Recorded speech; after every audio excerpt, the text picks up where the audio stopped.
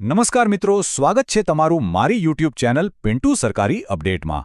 આજે આપણે વાત કરીશું સેન્ટ્રલ રિઝર્વ પોલીસ ફોર્સ એટલે કે સીઆરપીએફ દ્વારા આવનારી એક બહુ જ મોટી ભરતી વિશે। જો દેશ સેવા કરવાનો જુસ્સો હોય તો આ માહિતી તમારા માટે સોનાની તક સમાન છે। ચાલો આ ભરતીની સંપૂર્ણ વિગતો જાણીએ। ચાલો સીધી વાત કરીએ આંકડાની। કુલ જગ્યાઓ કેટલી છે ખબર છે? 9195। જી હા, 9195। આ કોઈ નાનો સૂનો આંકડો નથી હો। આ દેશના હજારો યુવાનો માટે એક શાનદાર તક છે। આ આંકડા બતાવે છે કે આ ભરતી કેટલી મોટી અને મહત્વની છે। તો આટલી બધી માહિતીને આપણે સરળતાથી સમજી શકીએ એના માટે આપણે આ 5 મુખ્ય મુદ્દાઓ પર ફોકસ કરીશું। ભરતીની ઝલકથી લઈને અરજી કરતી વખતે શું ધ્યાન રાખવું ત્યાં સુધી આપણે બધું જ સ્ટેપ બાય સ્ટેપ કવર કરીશું। તો ચાલો શરૂઆત કરીએ આપણા પહેલા અને સૌથી રસપ્રદ વિભાગથી। આ 9195 જગ્યાઓ છે, પણ કયા કયા પદો માટે? ચાલો એની ડિટેલ્સમાં ઉતરીએ। જો આ ભરતી છે ને એ મુખ્યત્વે 3 કેટેગરીમાં વહેંચાયેલી છે: ટેકનિકલ, ટ્રેડ્સમેન અને પાયોનિયર।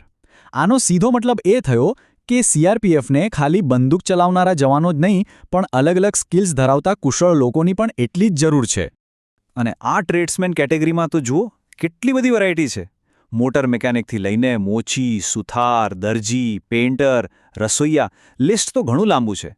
એવું લાગે છે કે લગભગ દરેક પ્રકારના હુન્નર માટે અહીં જગ્યા છે। આ જ તો બતાવે છે કે સીઆરપીએફ કેવી રીતે એક સેલ્ફ સફિશિયન્ટ ફોર્સ છે જ્યાં દરેક કામનું પોતાનું મહત્વ છે। ઓકે, હવે આ છે ઓફિશિયલ નોટિફિકેશનનું ટેબલ। આમાં રાજ્ય પ્રમાણે પુરુષ ઉમેદવારો માટેની જગ્યાઓનું આખું લિસ્ટ છે। હા, હું માનું છું કે આ થોડું કોમ્પ્લિકેટેડ લાગી શકે છે કારણ કે આમાં ઘણા બધા આંકડા છે, પણ ચિંતા ન કરો, ચાલો આને એકદમ સરળ બનાવીએ।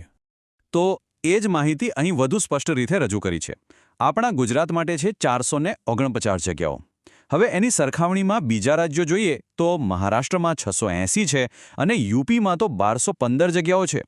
આના પરથી કયા રાજ્યમાં કેટલી સ્પર્ધા રહે છે એનો એક સારો એવો અંદાજ આવી જાય છે। સારું, જગ્યાઓ વિશે તો ઘણી વાત થઈ, પણ હવે સૌથી મોટો સવાલ, આ પદો માટે કોણ અરજી કરી શકે છે? શું લાયકાત જોઈએ? ચાલો હવે એના પર આવીએ। અહીં ઉંમર બાબતે એક ખાસ વાત ધ્યાનમાં રાખવા જેવી છે। ડ્રાઈવરના પદ માટે વયમર્યાદા 21થી 27 વર્ષની છે, જ્યારે બીજા બધા જ કોન્સ્ટેબલ ટ્રેડ્સ માટે એ 18થી 23 વર્ષ છે। આ બહુ જ અગત્યનો તફાવત છે, એટલે ફોર્મ ભરતી વખતે આ બાબતે કોઈ ભૂલ ના થવી જોઈએ। હવે વાત કરીએ ભણતર અને ટેકનિકલ લાયકાતની। તો જુઓ, મોટાભાગના પદો માટે બેઝિક લાયકાત તો ધોરણ 10 પાસ જ છે, પણ હા, એની સાથે સાથે અમુક ખાસ ટેકનિકલ લાયકાત પણ જરૂરી છે, જેમ કે ડ્રાઈવર માટે હેવી વેહિકલ લાયસન્સ હોવું ફરજિયાત છે અને મિકેનિક માટે આઈટીઆઈ કરેલું હોવું જોઈએ। એમ દરેક ટ્રેડની પોતાની અલગ જરૂરિયાત છે। ઓકે, તો માની લો કે તમે લાયક છો, તો હવે આગળનું સ્ટેપ શું? હવે આવે છે એપ્લિકેશન પ્રોસેસ। ચાલો એની તારીખો અને ફી જેવી પ્રેક્ટિકલ વાતો પર એક નજર કરી લઈએ। અરજી ફીની વાત કરીએ તો એ એકદમ નોમિનલ એટલે કે સાવ ઓછી રાખવામાં આવી છે। જનરલ, ઈડબ્લ્યુએસ અને ઓબીસી કેટેગરીના ઉમેદવારો માટે માત્ર ₹100।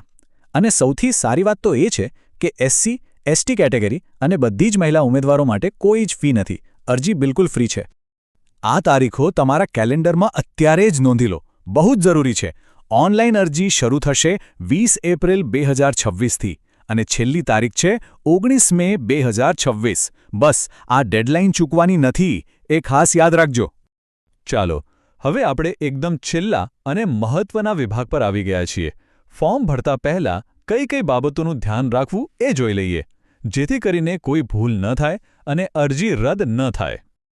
અને હા, ફોર્મ ભરવા માટે થોડી પ્રેરણા પણ તો જોઈએ ને, તો પગાર ધોરણ પર એક નજર નાખો।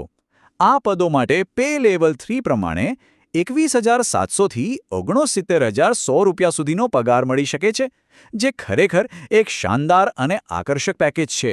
ફોર્મ ભરવા બેસો એ પહેલાં આટલી વસ્તુઓ હાથવગી રાખજો: તમારો ફોટો અને સહી, આધાર કાર્ડ, જો તમે અનામત કેટેગરીમાં આવતા હો તો જાતિનો દાખલો, ધોરણ 10 અને 12ની માર્કશીટ, અને હા, એક ચાલુ ઈમેલ આઈડી અને મોબાઈલ નંબર તો ખાસ જોઈશે જ। અને આ સૌથી અગત્યનો મુદ્દો, આ વાક્ય સીધું જ ઓફિશિયલ નોટિફિકેશનમાંથી લેવામાં આવ્યું છે, જે ચોખ્ખું કહે છે કે અરજીઓ ફક્ત અને ફક્ત ઓનલાઈન જ સ્વીકારવામાં આવશે. બીજો કોઈ રસ્તો નથી.